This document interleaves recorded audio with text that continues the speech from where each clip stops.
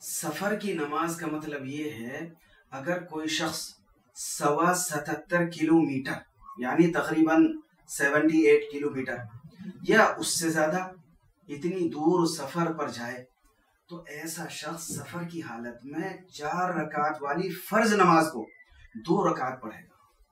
और ये कसर करना यानी कम पढ़ना जरूरी और वाजिब है। अलबत्ता 2 और 3 रकात वाली फर्ज नमाजें पूरी पढ़ी जाएंगी, इनमें कोई कमी नहीं होगी। इसी तरह वित्र की नमाज भी 3 रकात वाजिब रहेगी और इसी तरह सुन्नत नमाजों में भी इनकी रकातों में भी कोई कमी नहीं होती है। वो जिस तरह अपने वतन में सुन्नत है इसी तरह सफर की हालत में भी सुन्नत है। अलबत्ता सफर की हालत में फजर की सुन्नतों के अलावा बाकी नमाजों की सुन्नतें पढ़ने में इख्तियार है, चाहे पढ़ें या ना पढ़ें। अलबत्ता पढ़ लेना फिर भी बेहतर है।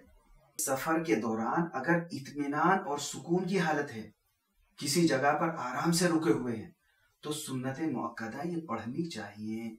लेकिन अगर सफर जारी है, इत्मीनान और सुकून की हालत नहीं है, तो फिर सुन्नत मुअक्कदा भी ये छोड़ सकते हैं।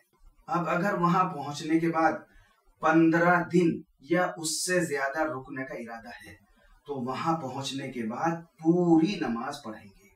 और अगर 15 दिन से कम रुकने का इरादा है तो फिर वहां उस शहर में भी कसर करेंगे, यानी 4 वाली 2 पढ़ेंगे, 4 वाली फर्ज नमाजें।